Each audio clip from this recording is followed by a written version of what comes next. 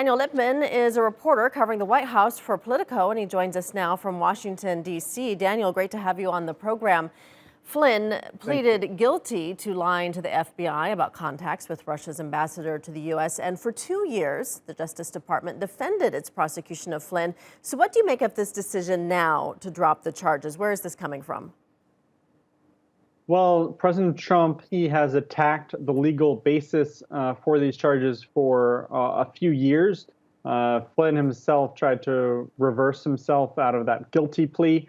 And Trump controls the Justice Department. And so a lot of people are concerned at this step today. They say that Flynn should not get off the hook for lying to the FBI and that this sets a bad precedent, because it means that someone, a friend of the president, can kind of walk away scot-free because of Bill Barr, the Attorney General.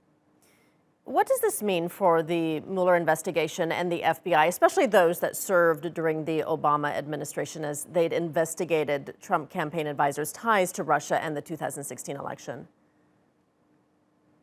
Well, a lot of Trump allies and kind of minions, they have tried to say that the Mueller investigation was not properly predicated, that they didn't have enough standing, when in fact many of Mueller's charges have still stood, and a number of people pled guilty. They knew that they had committed wrongdoing. You look at people like Paul Manafort, Michael Cohen, George Papadopoulos.